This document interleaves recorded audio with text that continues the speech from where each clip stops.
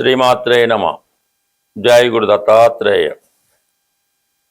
ఈ వీడియోలో మనం మే 17వ తారీఖున మీనరాశిలో సంచరిస్తున్న శని భగవానుడు రేవతి నక్షత్రం మీదకి మారడం జరిగింది. అంటే రేవతి నక్షత్రం అన్నది శని భగవానుని యొక్క జన్మ నక్షత్రం. తన జన్మ నక్షత్రం మీదకి శని భగవానుడు ప్రయాణిస్తూ ఇంచుమించుగా ఇంకా రేవతి తర్వాత ఇంకా మనకి మేషరాశిలోకి శని భగవానుడు వెళ్ళడం జరుగుతుంది. 2వ తారీఖు జూన్ నెల 2027వ సంవత్సరం దాకా కూడా మరి శని భగవానుడు రేవతి నక్షత్రం మీద సంచరిస్తూ అదే నక్షత్రం మీద వక్రగమనం పొంది మళ్ళా కొద్ది రోజులు ఉత్తరాభాద్ర నక్షత్రం మీదకి వచ్చి మళ్ళా రేవతికి వచ్చి ఇంక డైరెక్ట్గా జూన్ 2వ తారీఖున మేషరాశిలోకి ప్రవేశించడం జరుగుతుంది. సో ఏదైనా రేవతి నక్షత్రం అన్నది బుధుని ఆధిపత్యంలో ఉన్నటువంటి నక్షత్రం. శని భగవానుడికి బుధుడు మిత్రగ్రహం అవటం వల్ల మరి ఆ మిత్రుడి నక్షత్రం మీద ప్రవేశించినటువంటి శని భగవానుడు ఏ ఏ రాశుల వారికి ఎటువంటి ప్రభావాన్ని చూపడం జరుగుతుంది అన్న విషయాన్ని మనం ఈ వీడియోలో పరిశీలించడం జరుగుతుంది. కుంభరాశి వారికి ధనస్థానంలో సంచరిస్తున్న శని భగవానుడు రేవతి నక్షత్రం మీదకి ఈ మే 17న మారుతున్న సందర్భంగా ఈ రాశి వారికి ఏ ఫలితాలు రాబోతున్నాయి అని పరిశీలించినప్పుడు ప్రధానంగా బుధుడి యొక్క ఫలితాలు శని భగవానుడు ఇవ్వడం జరుగుతుంది. అంటే మనకి 5, 8 స్థానాలు ఫలితాలు రావడం జరుగుతుంది. అంటే ప్రధానంగా మీరు మీ యొక్క వృత్తి వ్యవహారాలు మార్చబోతున్నారు. ఉద్యోగం చేస్తున్న వాళ్ళు వేరే ఉద్యోగంలోకి మారవలసి ఉంటుంది.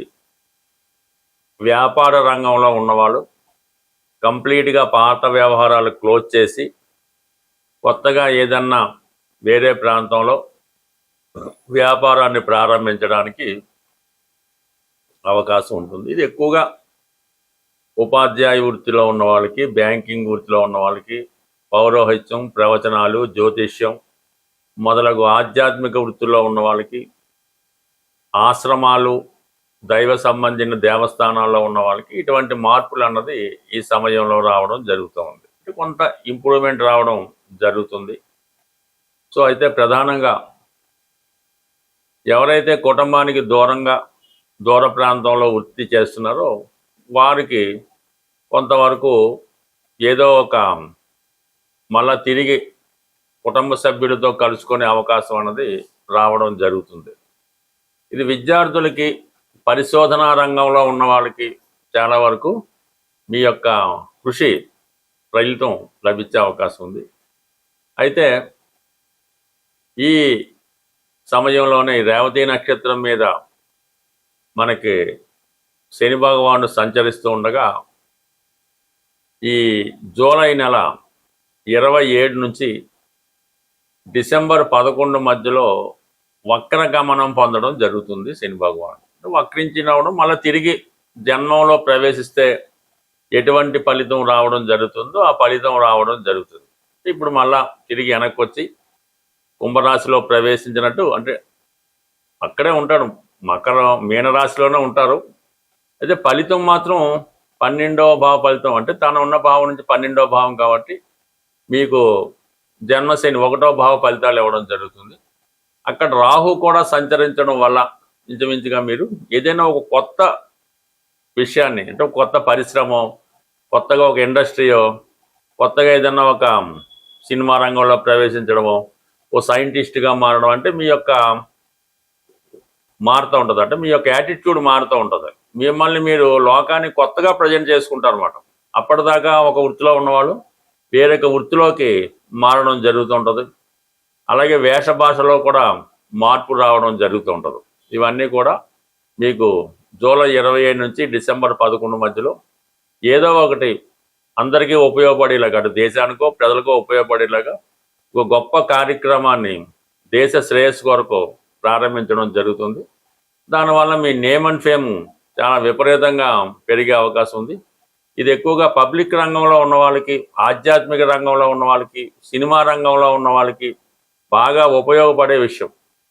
అయితే ఏదేమైనా మన కుంభరాశి వారికి 2027 సంవత్సరం జూన్ నెల 2వ తారీఖు వరకు కూడా ఈ శని భగవానుడు ఆ సమయంలో మరి తృతీయ స్థానం అయినటువంటి మేషరాశిలోకి ప్రవేశించడం జరుగుతుంది. అంటే 3వ స్థానం అనేది చాలా అనుకూలం కాబట్టి ఏదైనా ఈ కుంభరాశి వారికి 2027 జూన్ 2 వరకు అటు కుటుంబ విషయాలు, ఆర్థిక విషయాలు ఇబ్బంది పెడుతుంటాయి.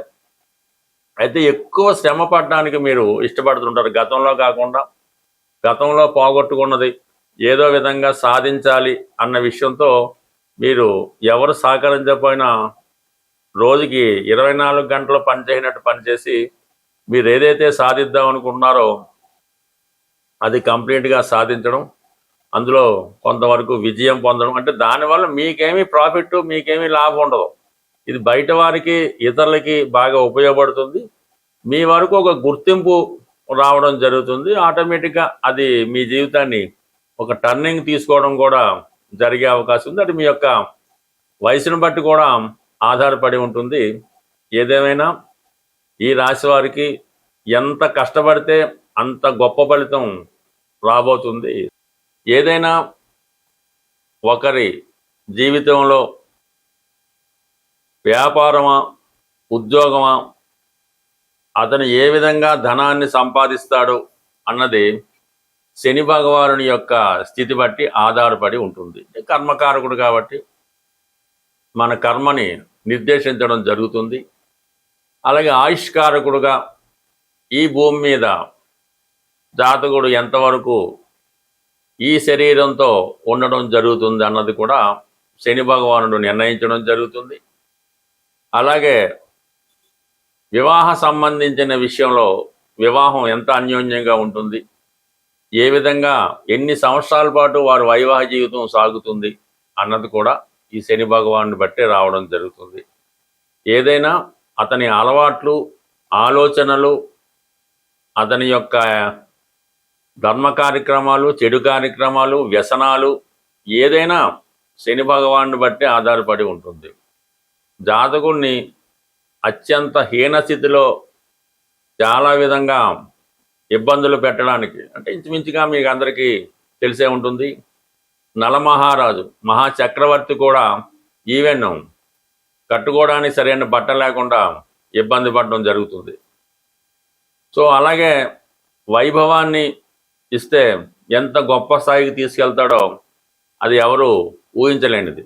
సో ఈ విధంగా ఈ శని భగవానుడు రేవతి నక్షత్రం మీద ప్రయాణించున్న సందర్భంలో ప్రధానంగా ఉన్నటువంటి ఏ ఏ రాశుల వారికి ఏ విధంగా ఉంటుందో తెలుసుకుంటూ మరి ఈ పరిహారం, అంటే బుధుడు విద్యాకారకుడు, వ్యాపారకారకుడు, అందువలన వ్యాపార పరంగా కొద్దిగా ఆర్థిక మాంద్యం ఏర్పడడం కానీ, ప్రజల దగ్గర ధనం రొటేషన్ తగ్గడం కానీ, వ్యాపారాలు సజావుగా సాగకపోవడం, విద్యా సంస్థలు అంత సక్సెస్ఫుల్గా నడకపోవడం, విద్యార్థులు కూడా విద్య మీద పెద్ద శ్రద్ధ పెట్టకపోవడం, ఇవన్నీ కూడా అంటే బుధుని యొక్క కారకత్వాలన్నీ కూడా కొద్దిగా ఇబ్బంది పడుతూ ఉంటాయి. అంటే వాటిని లైన్లో పెట్టే, దారిలో పెట్టే ప్రయత్నం శని భగవాన్ చేస్తాడు కాబట్టి. బట్ ఏదైనా వ్యాపారస్తులకు మాత్రం ఇది కొంతవరకు గడ్డు కాలం అనే చెప్పచ్చు.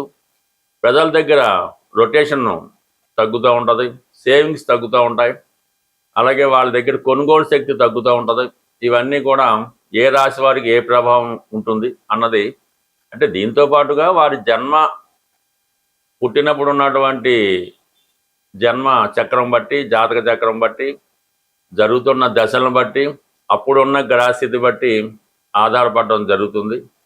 బట్ ఏదైనా ఈ ప్రభావం ఏ రాశుల వారికి ఏ విధంగా ఉంటుందన్నది డీటెయిల్గా తెలుసుకుంటూ చివరిలో ఏ రాశికి ఏ పరిహారం చేసుకుంటే బాగుంటుంది కూడా మనం తెలుసుకొని శని భగవానుడి యొక్క అనుగ్రహానికి పాత్రులొద్దామని ఆశిస్తూ, ఏదైనా శని భగవానుడు గోచార రీత్యా కానీ దశారీత్యా కానీ ఇబ్బంది పడుతున్నప్పుడు చాలామంది ఈ పరిహారాలు అన్నవి చేయించడం జరుగుతూ ఉంటుంది. అందులో ప్రధానంగా శని భగవానుడికి తైలాభిషేకం, శని భగవానుడికి జపం చేయించడం, ఇవి నడుస్తూ ఉంటాయి. అయితే ఏదైనా శని భగవానుడి యొక్క పరిహారం చేద్దాం అనుకున్న వాళ్ళు ముందు వాళ్ళలో ఉన్నటువంటి బలహీనతల్ని తొలగించుకోవలసి ఉంటుంది. అప్పుడు మాత్రమే మీరు చేసే పరిహారం అన్నది మీకు రావడం జరుగుతుంది.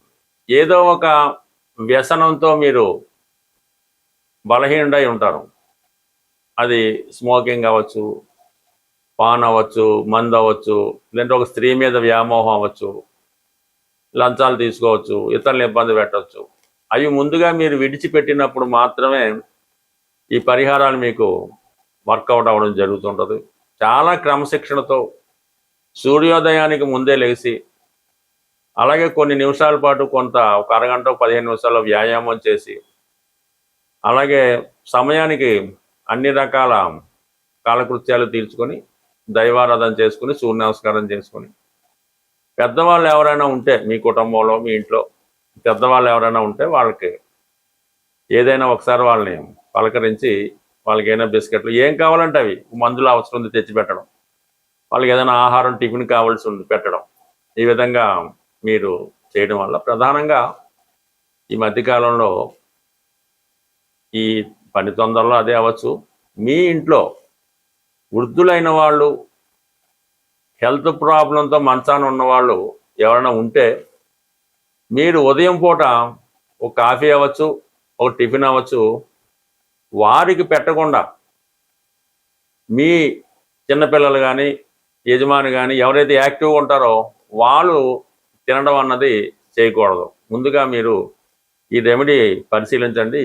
మీ ఇంట్లో ఎవరైతే వృద్ధులు బలహీనులు ఉన్నారో వాళ్ళకి ముందు ఆహారాన్ని పెట్టి తర్వాత మీరు స్వీకరించడం వల్ల డైరెక్ట్గా మీరు శని భగవానుడికి ఆహారం పెట్టినట్టు ఫలితం మీరు పొందడం జరుగుతుంది. అలాగే కేవలం నెలకు ఒకసారైనా ఏదైనా వృద్ధాశ్రమాన్ని, అంటే అనాథలు ఎవరైతే కుటుంబ సభ్యులతో నిరాధించారో వాళ్ళ అనాథలు, వాళ్ళకి వెళ్ళి వాళ్ళకి అవసరమైనటువంటి ఆహారం కానీ పళ్ళు కానీ మాత్రలు కానీ మందులు కానీ కేవలం పరామర్శించడం ద్వారా కూడా కేవలం శని భగవానుడు ఈ విధంగానే అనుగ్రహిస్తాడు తప్ప మీరు లక్షలు వేలు ఖర్చు పెట్టి ఏదో జపాలు చేయించాం, హోమాలు చేయించాం, అది చేయించాం, ఇది చేయించాం అంటే జీరో ఉపయోగం. మీకు మీరుగా ఈ విధంగా మీ కుటుంబంలో వృద్ధుల్ని సేవించి వాళ్ళ యొక్క ఆశీర్వాదం పొందడం వల్ల, వారిని జాగ్రత్తగా చూడటం వల్ల కంప్లీట్గా మీ యొక్క శని మీకు అనుకూలించడం జరుగుతుంది. శని అనుకూలించినంతగా ఏ గ్రహం కూడా అనుకూలించదు.